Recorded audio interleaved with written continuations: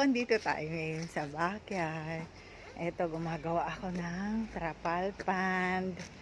Eto, naumpisahan ko na. Malapit na matapos. Nalagyan ko na ng corner na pipe. Ayan po. Ayan. Ay, ayaw mahulog. Hulog cellphone ko. Ay, mababaksak. Kaayusin natin. Ayan. Ito na yung trapal pond ko. Lagyan ko ng hollow block sa gilid. Ayan. Ito, mga hollow blocks sa gilid niya. I-fix ko para hindi siya lumundo. Lagyan ko ng sako dito. Yan. Tapos, karton sa ilalim. Yan na siya. Nalagyan ko muna ng gapis. Gapis. Pantay ba? Wala kong pantay siya. Parang hindi pantay lawak niya. Hindi pantay itong trapal na to. Hindi pantay. Yan po. Yan yung trapal pond. Nalagay ko na itong mga corner. Tapos itong hollow block na lang.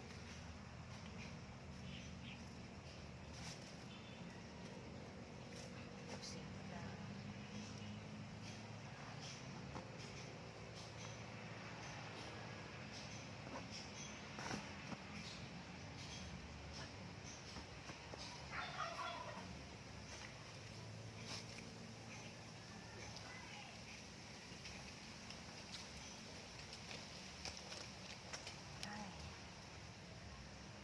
Nauna ka na, badahon.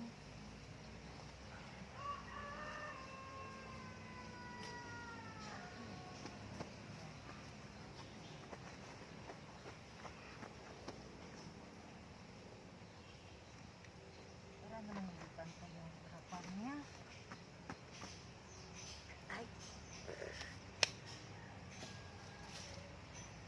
Ganyan lang. Ayos na yan. Ito naman. Papatungan ko pa ng isa. Isang bato.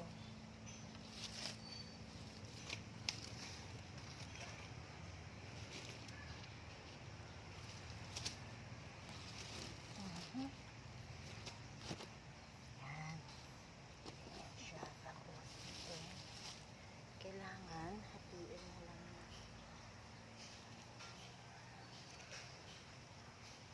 Yan. Yan siya, oh. Yan na.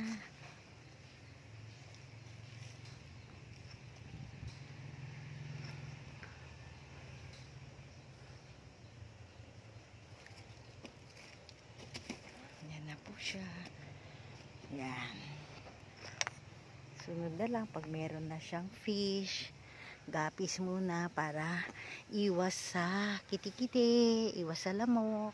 Okay, babush.